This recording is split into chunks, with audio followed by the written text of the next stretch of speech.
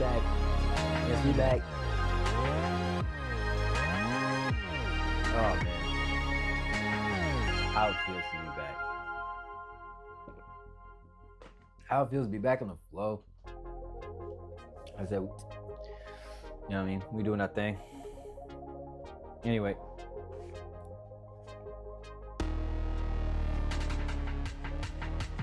Welcome back to EFIT. Try it one more time. Welcome back to EFIT. Let's talk. We got another good episode here. Little preview. We're just going to talk about some digital design we've been doing. We're going to talk about some t-shirt designs we've been doing. We're going to talk about vectorizing and digitizing and all that kind of goodness. We might even lean a little bit into new... Why can't I think of the word? New video ideas. Oh my God, that was a struggle and a half. If I had another person here, they would have slapped me. But anyway, yeah, we're going to talk about some digital design today because we've done a lot of digital design since we don't have our sewing machine. And like, I think I've probably already done a little bit of a digital design session to a point. I talked about vectorizing, things like that, learning how to vectorize. It's been now weeks of me doing vectorization, and it's been weeks of me doing, making t-shirt designs, which I say that loosely. Like, I've always done t-shirt designs. I think I just more mean like formatting them into t-shirt designs that like, now I think it's time to talk about it some more. So, hi. F it. Let's talk about it.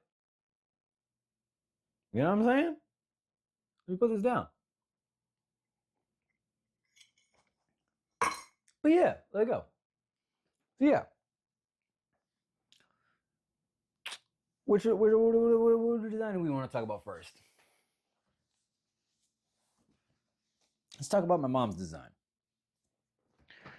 So to start, my mom wants to start a business. And this business, it's basically antique pottery and antiques and pottery. I don't know why I kind of just put those two together. It's antiques and pottery. Her antiques are, I would say, more specified around hairdressing because she's a hairdresser. She's been a hairdresser for 30 years. So she's got a lot of, not only of her collection, but she does like the old school barber, say, pull stuff or straight razor stuff. So she got a lot of really cool antique hair stuff, hair sprays, hair razors, stuff like that. So, but again, neither here nor there, right? You want to see that? I might add a link also to her IG just so that we can, we give her some love too. But so yeah, she needs a logo and she also needs a name for her business. So that is the big thing that I spent my time on this week, was making my mom a logo. And this one, hold on, let me go get some.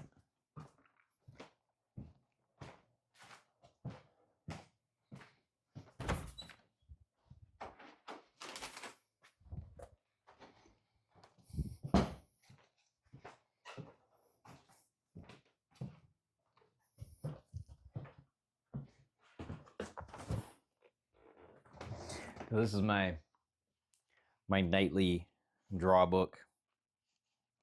I'm drawing this just about every night. A lot of my designs kind of come obviously out of my head. I don't do a lot of research, so it's a lot of just kind of coming up with stuff and jotting things down that I would really like to work on. So for my mom's design, I wanted to come up with a few different ideas. She gave me 0 direction, so it was pretty much on me. You can kind of ignore the other side or, spend your time looking at that. But, ooh, shit, that's terrible. You can't see that at all.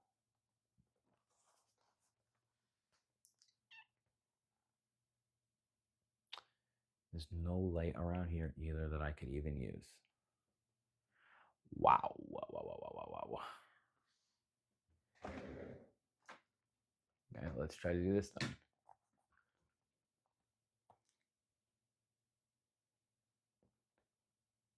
Just give you a few moments to check that out. As you can tell, this top one is the one that I ended up going with.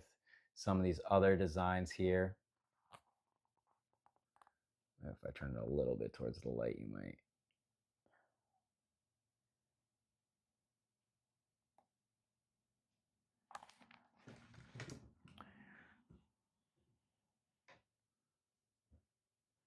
Now let's see if I can get that back in the right spot. Okay. Whoa. As I hit the wall. But yeah. Hopefully you were able to see a little bit of that. Hopefully you're able to catch a little bit of where I was going with it. But so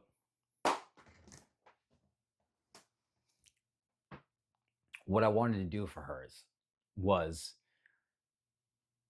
I guess, multiple things. Like for the design process itself, like for anybody who does not know, who has never taken a rapid viz class or a design class or a logos class or anything like that, I would say that like one of the best things that you can do is you draw by hand, you see what you kind of can come up with. You do things of all kinds of various um, styles and ideas.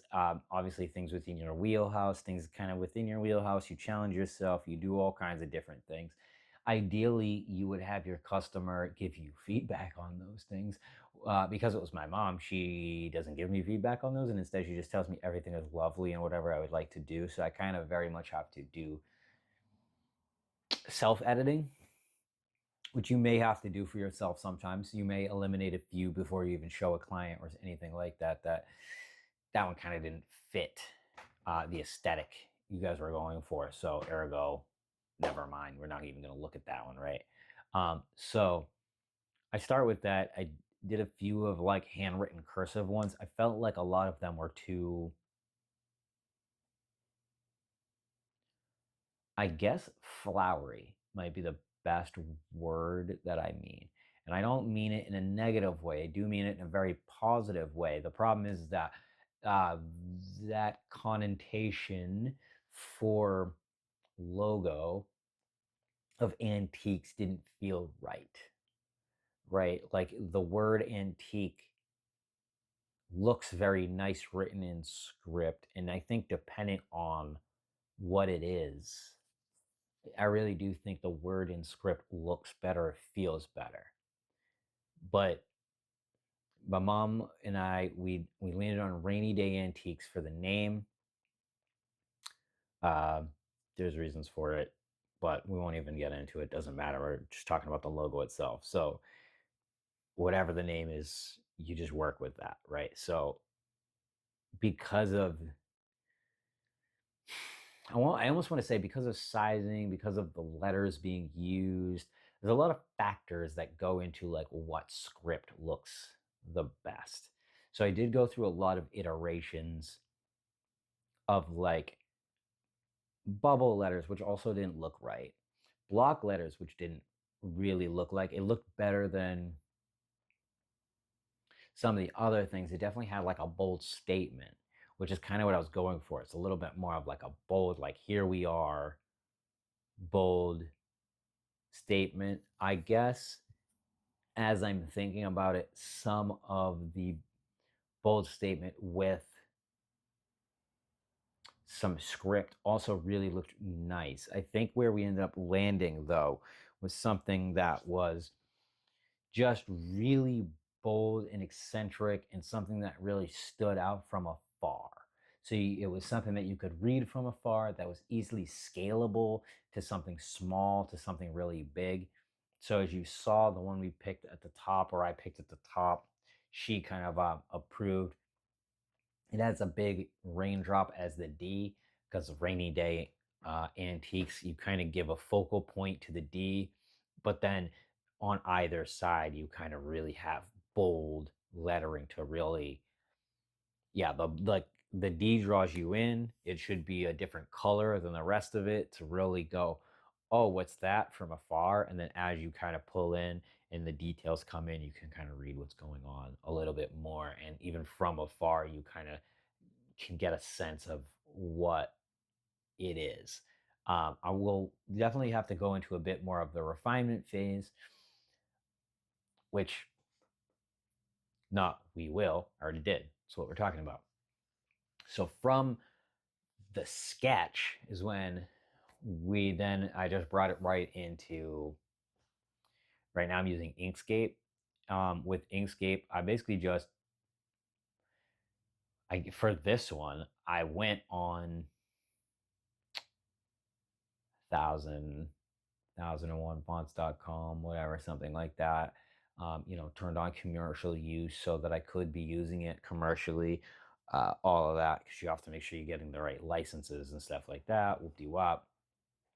And I just found something that, ooh, I don't want to say perfectly fit, because you're never going to find something that perfectly fits, especially when you're the designer. You're going to get like an interpretation you're going to get pretty close to, maybe, but you're not going to get the one that has like the perfect little squirrel there or the thing there. So, more you actually can learn how to edit everything, the better. This is what's actually kind of annoying, is a lot of people don't want to learn everything. So like, you don't want to learn typography, so then you outsource typography. You don't want to learn sewing, so you outsource the sewing. You don't want to learn screen printing, so you outsource the screen printing, the shipping, the whatever it is. But more you can learn, the more you can keep in your back pocket. And when someone asks you a question, you could go, I already know how to do that. You know what I mean? Or you can even like charge less, or, charge more, because it's all premium. But anyway, so I found what I thought looked bubbly, but also blocky, and had a look that I was really kind of like satisfied with. Once I did that, I just typed it out. I left the D out because I figured I'm not going to use that D anyway. So we're going to hand draw a D, which I did. I hand drew a big raindrop D. So it kind of has a flat edge, but then still has like a teardrop, raindrop shape to it. And then I used the shine section that would be in it. And I just hollowed that little spot out so that the D has still the hole for the D, and it looks like what it's supposed to, right?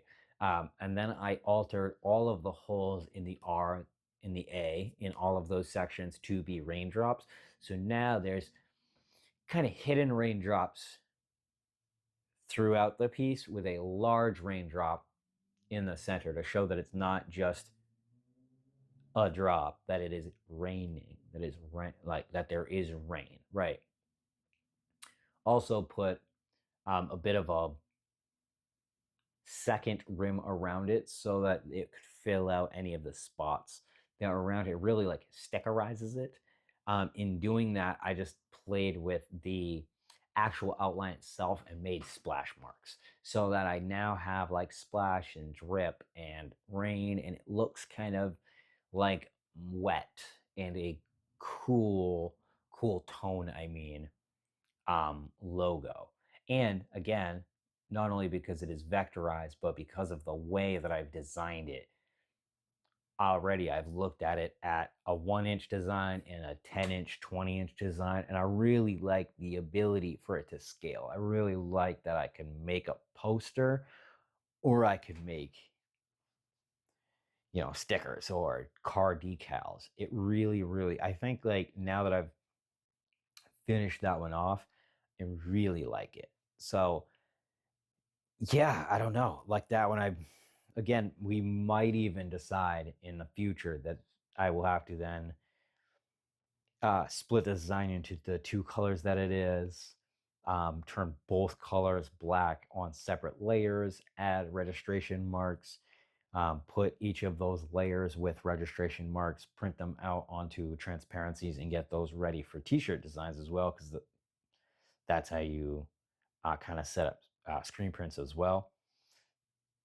Again, maybe we just do like all different episodes for those as well. But this is kind of just like a quick version of like doing all digitized all the way around, and how like they all link. So like the fact that I was able to do that for my mom's logo, like we're just using my mom's logo today as like the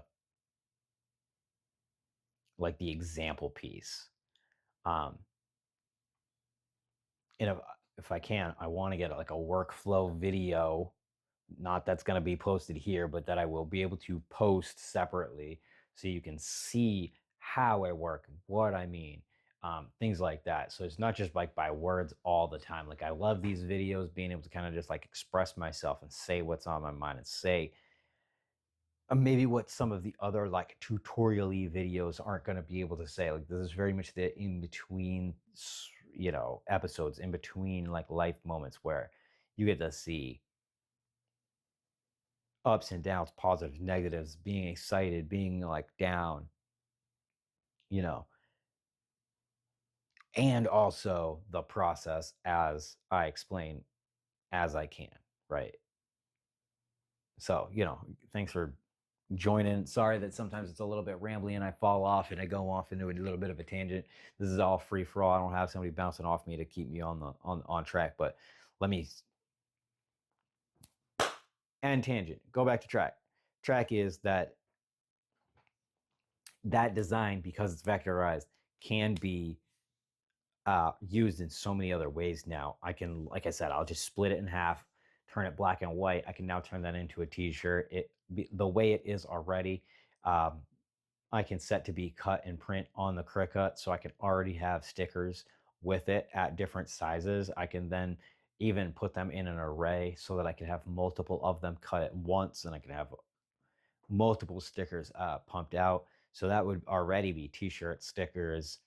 Um, Clearly, obviously, we did it for the logo of the business. So that means, that's more of a print feature. So again, I can put that on a banner. I can put that on the front of the desk.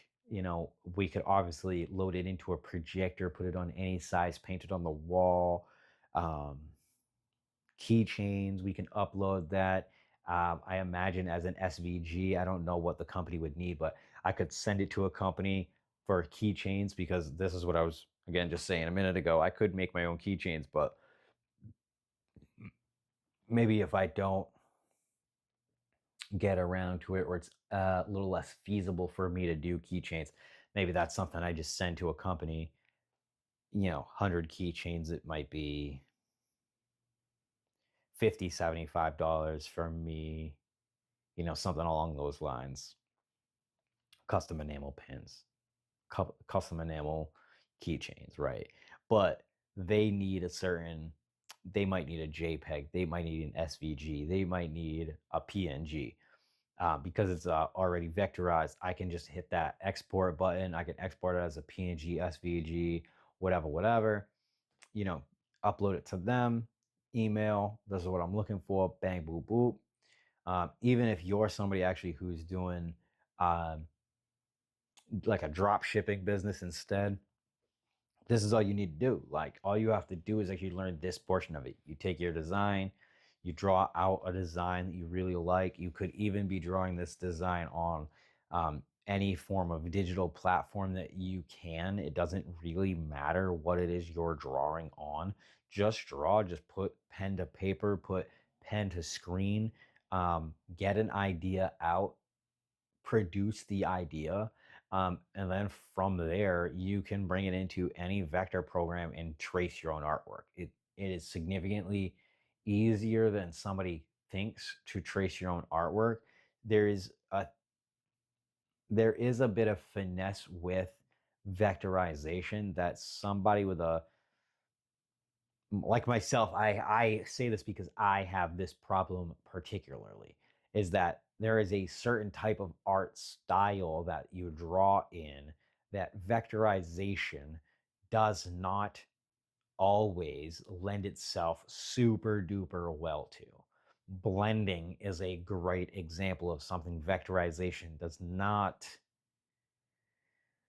super lend itself well to. There are ways to like do it. There are shortcuts. There are ways that blending is less of an issue than I'm going to make it out to be. However, a newbie starting, going in day one, thinking I'm going to vectorize or I'm going to be able to do this, that will be one of your bigger struggles. Like blending is hard. A lot of it is dot to dot matrix style, fill in, and then fill in, and then fill in, and fill in, and fill in until your entire artwork is filled in. So like I would personally suggest that if you're going in to do an artwork, you are a beginner, you are trying to start from drawing, paper drawing or digital drawing, create something for yourself that is a little more simplistic in line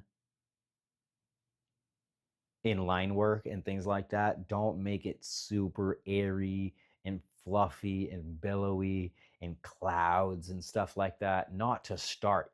You will learn that. You will get there for sure. But like just to start, like, things that are a little more like hard edgy, a little more like, I don't even mean static either. I just mean like things that are a little less dynamic. And even that's not, again, the word. Like, I really hope you get what like I'm trying to convey, because it is a little hard to convey what I mean to a full beginner without you doing it, without me showing you. This is where like the video portion would truly come in handy, because it's just like, because again, I don't want to say like, oh, boxes are easy or doing a building is easy, because again, even those aren't easy, but they are the easier things to start with. Like, it is a lot more like using a Revit program or an industrial, like a CAD program or something like that, than using a painter's program. It is for that, it is for painting, it is for artwork, it is for that stuff, but it is not as intuitive. It is a lot of, it's actually a lot like the digitizing for embroidery, which those two link very well together, because you very much are doing whole solid colors with other solid colors on top of, or with cutouts, with fill-ins and things like that, to create the whole artwork that may at the end feel billowy, feel cloudy, feel airy. But the way you kind of got there was by chopping and chunking it out instead of airbrushing and blending. If you get what I'm trying to say by that. So that's just like maybe like a quick ish like maybe a little like workflow version of like kind of how I were to like digitize like my mom's thing, and like, how I might use that repetitively to continue, stuff. And like on top of that, like what I might add is like a secondary, like, make sure you're trying to remember this for sure, is like the scalability. You want to make sure that everything that you're doing when you squish it down is legible. So like, you don't want things to be too crowded, too close. You'll lose details as you go. So you really want everything to, have breadth and have space, but also like you want it to like look the way you want it to. So it's really about, in a lot of ways, how your eye perceives, like, because at a certain size, like, all artwork collapses. Even like the PlayStation logo under an inch is gonna start, like, you're gonna be able to discern what it is, like, because you can put it on your thumb and you will go, oh, that's the PlayStation logo. So you can get it down to, I would say a quarter of an inch before you're really, worried about it. But you also got to remember that's two letters spaced out. You might even consider that to be not even the rainbow one. You might consider that to just be the black and white one. So you'll be able to see that. Same thing with like Xbox. But if your design is a lot more like, even like the Walmart logo or the Wendy's logo, like especially the Wendy's logo, as that gets smaller, you're going to have trouble rendering Wendy's face, especially. So then you have like, what they'll do obviously is they'll just take Wendy's face off and you'll just get Wendy's, right? So you also just have those. You can alter your own logo so that you don't have kind of certain uh, large details or small details in it. You could actually create. That was actually one of the good techniques that they told you in school, was to break your design up, which I agree with very much so. most designs, good designs, has the word, the shortened word, and then the picture or the like actual character, maybe logo, like that kind of thing, like the symbol. Um, and sometimes when you're doing it, your logo, you put the word and the symbol together, and like that's the way you kind of present your business, which is perfect because like I love those. But like again, this is where like your design comes in. When you're making that specifically, even while vectorizing, you may have to take out the design portion of it, just create a word logo, and then put to the side the design logo. So now you kind of have created 3 logos already because you need to have all 3 legible from a distance. Like you want it to be on a billboard and be able to see. You want all of those things to be, you know, a foot wide if they need to be. Your whole Celtic circle knot design for, Celtic tea or whatever it is you're making. You want to be able to see that from super duper far away and be able to see what it is, but you also want to be able to, like I just said, you want to be almost be able to have somebody be able to put it on their nails.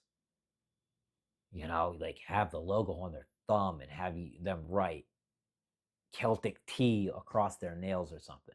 Because like great for marketing, great for people to be able to identify with the brand, great for you being able to put them on different things because then you could just have the shirt with just the logo. Obviously, some of these things I feel like are pretty obvious. I don't need to tell you like why this is a great thing that you could do, but in case you are wondering why that happens or what you can do to mitigate some of the problems that you might be facing of like, why is this looking so small? Like, you could have a rasterized image and you might need to vectorize it. Go vectorize it.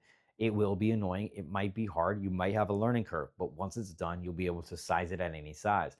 And secondarily, maybe chop the design portion out of the word portion of the design and create a word design separate than the logo design thing, and then you can have 3.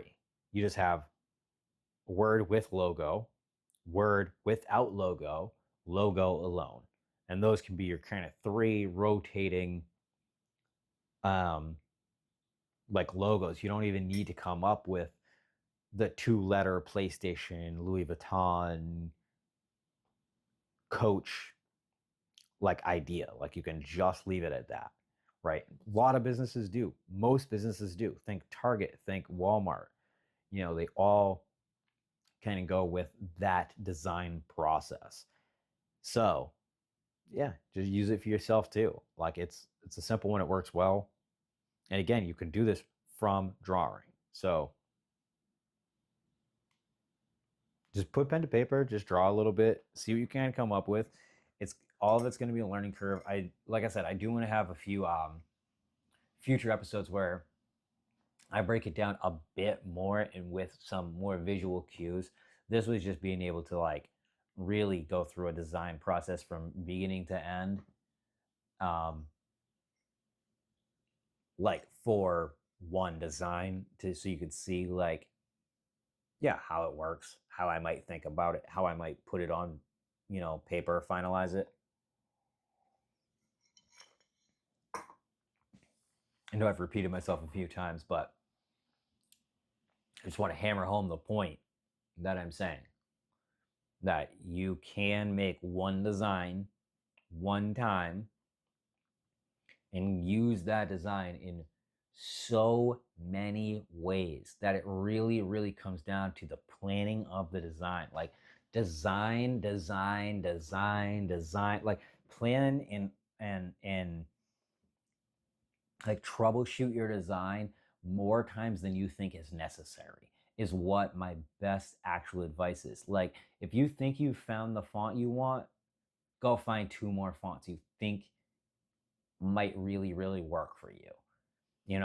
Like especially if you're doing it for a client. If you're doing it for a client, find 5 minimum. You have the one that's like your crystal perfect one. You might even take that one to more finalization, colorized, you know, add the shading, add the shadow, add the drop shadow, all the stuff, like, because you really love this one. But then make sure you have 5, 6 other designs here with other fonts, with other, styles. Like, add the one that has the cursive in it. Add the one that it kind of goes in and out of the letters, or it, basket weaves over itself. Add all of the ones that you're not sure about, and then step away, go to sleep, step away from it, kind of come back with fresh eyes and really see if any of them really hit you in a different way, sing in a different way, really make you go, no, you know what, that could be the one. Or if in reality you just, every time you go down and look at that paper, you go, I like that one. Because it really comes down to that. It really comes down to feeling, ability, what you think is great. But again, everyone has a different taste, and somebody might be looking for something slightly different. So again, you just got to have options, but you personally have to be open with having those options. But it's really about planning, planning, planning, planning. Like, put pen to paper for a while if you have to. Like, of course, some people are going to be able to bang out, and obviously, like, not even some people. It'll be sometimes you will sit down and you will not struggle. So you and your friend will be talking about a cool idea, and he'll ask you, she'll ask you, they'll ask you to, just draw them up a little logo, just draw them up a little design, come up with a name for the company, come up with 5 of them real quick. You might have 3 of them that go bang, bang, bang, bang, bang, bang, 4. That, you know what I mean? Some days you'll struggle to come up with one. Some days you'll struggle to come up with one design you like. You'll do a bubble, you'll do a block, you'll do a tribal. None of them look right. None of them have the feel that you're going for. None of them will. Some of them might look good, but they won't fit the business you're going for. You don't want something to look flowery and goofy for a lawyer if that's not what they're going to kind of go for. They might want something that's a lot more stoic and professional. So you want something in that instance that's going to be a lot more, I would say, probably like sans, stoic, flat, square, something a lot more like that. Like, they're not going to want all the cursive, you know. So, like, you got to really just know your vibe. Like, if I would actually just like finalize this and like nail down like a quick little 4 rules, 5 rules that I would like live by while I'm designing, it's know your vibe. Um, for the business, for the outlook of the business, maybe for the person specifically you're working for, aka client, whatever. Just know the vibe, for sure. 2, design more than you even expect to design. Come up with things that you weren't expecting to do. Push yourself in a lot of ways.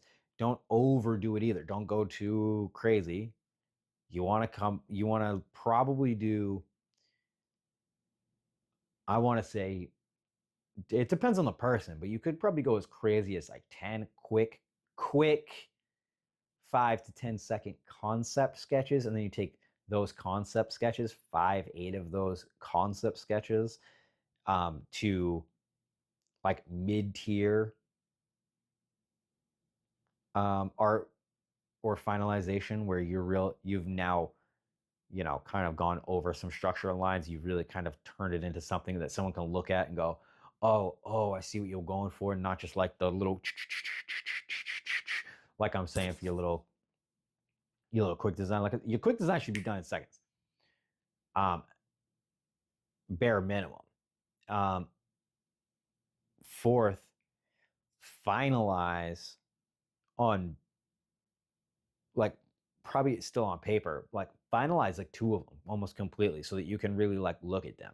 But the real thing on finalizing them is to actually wait, to sit, to wait, to relax, to not just draw them and go immediately into designing them. Like sit on them for a day. Like sit on them for a minute. Make sure that's like how you feel. Or I will say, go get the feedback after you've done all of the designing, the planning, and all of the 3 other steps.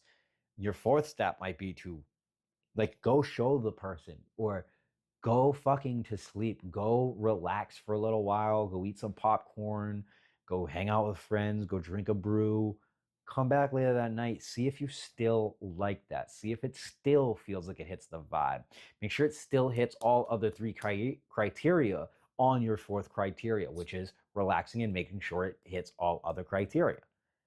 It's kind of a quality control check before you move on to your final step, which is knuckle down and finish it. You did it. It's finished. Do all of the work it now will require to say you are done. Like that one might be the hardest one because that becomes a lot of procrastination, and all of these things might have been really encouraging for you because you got a lot of art done and you really feel good about 3 or 4 designs. And now as you're getting to your finalized design, you're now getting a lot more anxious about colors and the final design and whether or not you like it, and you're starting to second guess yourself. And I'm going to tell you, this is part of the process. You are going to second guess yourself. The whole time you drew all 10 of those other ones, you second guessed yourself. That's why you came up with another one. That's why as you drew the 3rd one, you had an idea for the 4th one and you liked that of it. So just remember that anxiety, that scaredness that you feel in that moment, that's okay. That's natural. And that's what's helping you come up with the right color, the right design, and the right thing. So just nail it down. Just nail it down. I don't care. Copy and paste it 3 times. Put 3 different colors up there. Change the hues. Finalize the design so that you can say to yourself at the end of that day, you're fully done. And in that moment, yes, this whole time, have you bullshit sketched? Have you tried to only sketch 1 design? But if you followed kind of my steps, you actually might have 2 or 3. Your design this whole time might never have had logo. You know what I mean? It might not have been PlayStation with a PlayStation logo at the end. You know what I mean? So you might not have the 3rd logo over here. You might have PlayStation, and then you might have the smaller logo, which might in this instance be the PS PS logo that you find on the PS button. So you might still only have 2, but you should have multiple, and they could now be used in 3, 4, 5, 6, 7 ways depending on what you specifically need it for. And I will say that you may only need it for 1 or 2 reasons today, but as time goes on and demand kind of continues, you'll be able to use those designs in more things. So keep them in the back pocket, save them, make sure you have everything good, make sure your client's happy, save, export, and move on, baby. You know what it is. That's what we're about to do. Save, export, move on. You know what it's been. I love you. Thanks for joining on the journey. This has just been one talking about digital shit. I know I've repeated myself a few times today. Bear with me. Thank you very much. I hope to have visual aid. I hope to have like a workflow video kind of thing so that we can kind of do these like together maybe, and we can see, maybe we work together. Maybe I see your work, you see my work. We can critique each other and we can kind of keep it going. I'm going to get out here though. Thank you guys. Love, peace. See you on the next episode. Make sure you're checking out the site. Make sure you check out the IG. Make sure you check out the next episode, the last episode. And I will catch you on the next one, my loves. Peace.